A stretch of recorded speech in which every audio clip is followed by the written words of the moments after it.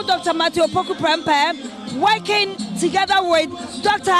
Mahamudu Bawumia.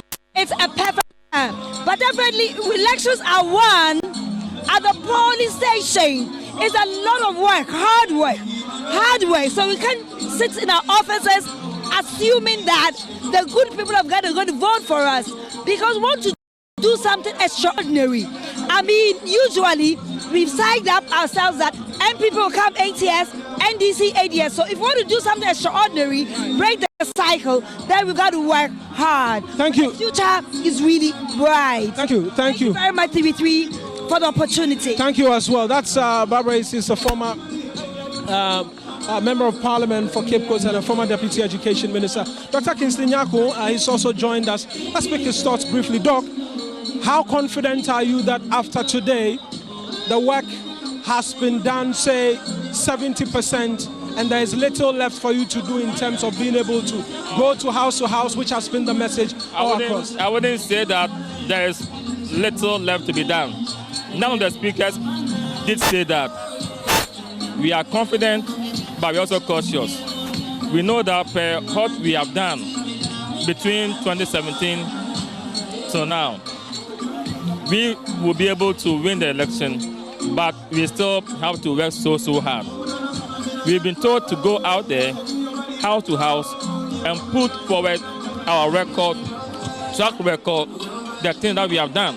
And we are going to do that. Winning an election is not easy. You can't fold your arms and expect victory. It's all about hard work.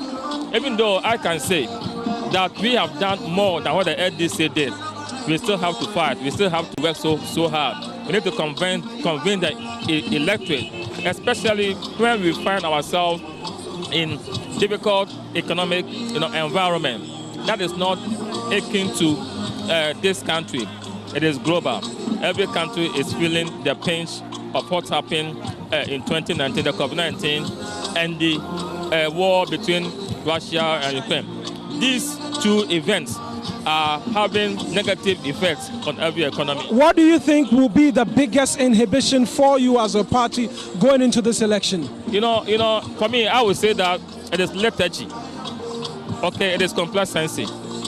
If we are able to address some of the challenges people are facing, and we work hard and explain to them what we've done and the circumstances that we find ourselves in, Ghanaians are reasonable. Ghanaians are discerning if they know that you did ABC, but because of these factors, your achievements have been impaired. Ghanaians will understand and will give us another mandate. I have confidence in our ticket. Dr. Bawumia is a bold person. He's somebody who is a deep thinker, generational thinker, somebody with a lot of ideas. Matthew Opoku Prempeh also is somebody who is results-oriented, who is also hardworking. I mean, so the election is for us to lose. However, as I said earlier on, we are going to go to every nick and cranny of this society and let Ghanaians know what we've done and what we can do again differently to improve upon what we've done and to better the loss of the ordinary Ghanaian. Ghanaians, for me, you see, the president said, we slept in darkness for so many years. I cannot say that the current power situation is the best, but it's better than what we inherited. People will remember your running mate for his comments on the timetable, though. You've monitored social media. People are saying that he asked them to bring their own timetable, and while the palace of Otumfuo said that he's heard, people have said that he's arrogant, he should prove them wrong. Yeah. These are things that could come up and could be used by the opposition against you. I agree with what Otumfuo said, but listen, I'm a psychologist. You cannot use a single instance or two instances to label an individual. Before you can say that somebody is A or B, you should have observed the person's behavior for a very long time. One-off events, two-off events are not conclusive to say that somebody's behavior is A, B, or C. That's what I believe. We are human beings. We can err. But Ghanaians want somebody who can help move this country forward. Our Ghanaians won, okay? In the line of our individual duties, you can err, you can make mistakes, isn't it? So he's erred, he should be forgiven, and people should trust his competence. No, I mean, I'm saying that we can make mistakes, but the overriding factor is what capacity does the individual have that can help this country move forward.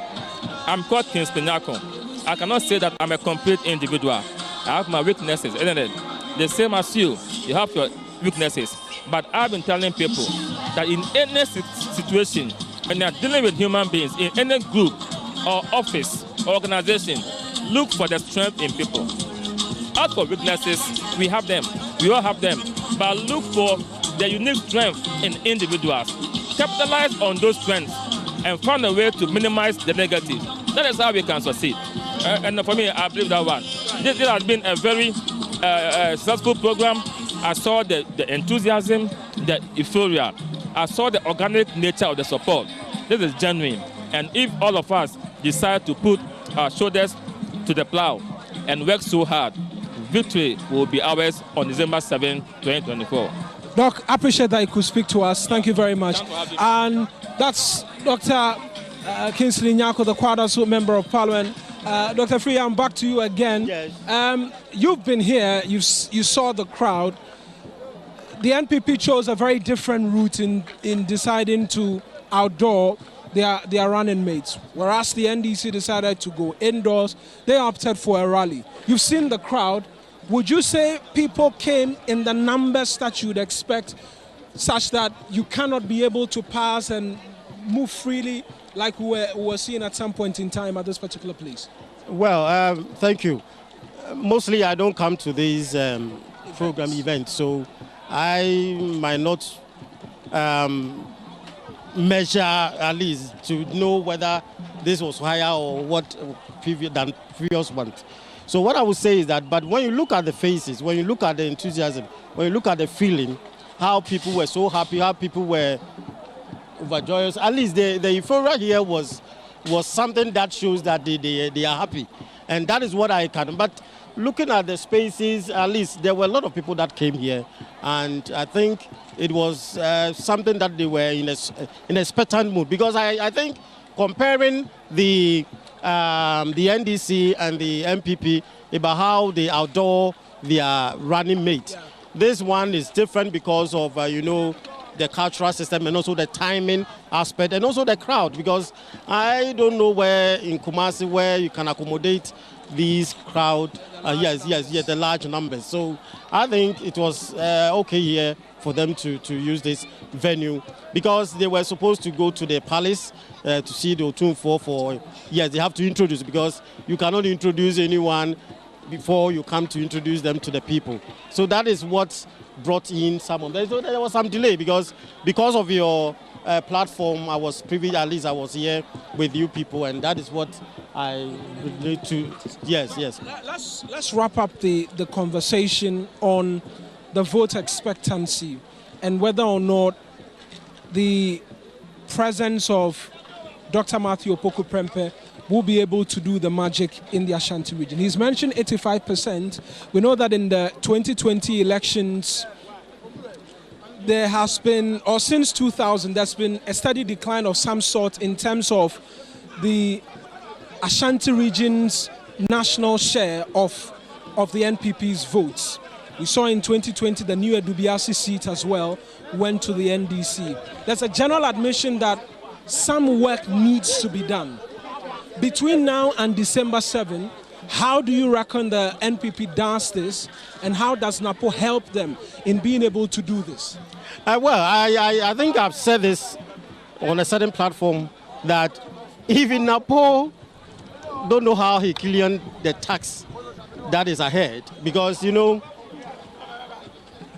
tax that is for NAPO is one, apathy, to remove apathy, to increase vote, and also to reduce or to quash the Afafanto syndrome. That is what I'm saying about Afafanto, Alan factor, and also Bedia Kwalendi also come from this region. So the complex nature of this might affect the percentage. But he is saying that he should expect 85%. If it's 85%, then more work need to be done. And he himself, for his own future as well, and also for his own at least performance, for Dr. Bawumia to believe that at least he is able to perform to his expectation. There's more expectation from NAPO than Dr. Bawumia, especially from this region. From the Ashanti region? Yes. He has to prove himself. If not, maybe he may not have a second chance. So he has to work very hard to ensure that this region, as he has been taxed and be given the opportunity for that job, he has to perform. If not, I fear for his future as a political person. Doc, I appreciate that you could join us and speak to us. Let's take this home and speak to some supporters who were here. And interestingly, we have the parliamentary candidate for Bawumia Frehun as well, who's joined us. And then another supporter, all who were present today at this particular outdooring of Dr. Matthew Opoku Prempeh.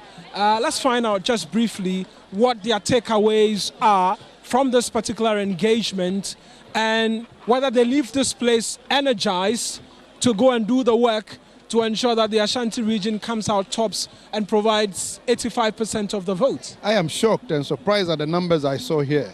And these are coordinators from Bawumia Frehun. And they are even saying that, look, the feeling is deep, the love is strong, and there's a huge motivation after today to go out in their numbers to go and work. And I'm happy that not just the fact that they picked somebody from Ashanti region, but the fact that they picked somebody who is very accessible to everybody, somebody who goes beyond the boundaries of Ashanti region. I was a former National Youth Wing administrator. I have worked in every constituency in this country. I have worked with all the youth organizers in this country. And I know how Dr. Matthew Opoku Prempeh resonates with the youth. So for us, we are happy. Not the fact that he's coming from Ashanti region, but the fact that we have somebody who the downtrodden, who the grassroots can connect to. And for us, it is a good news. And from today, henceforth, we are going all out. And the base, the grassroots, the people in the region, outside the region are happy. And for me, that is my motivation. It is even making my work in the constituency easier and simple. Because, the people are already fired up. Ashanti is coming back to its normalcy. And like I said on the other day, Ashanti region will never disappoint the party. And like I'm saying, I don't know for other regions, but I know in Bawumia Frehun, we are not doing anything less than 85% for NPP. And I know it will happen.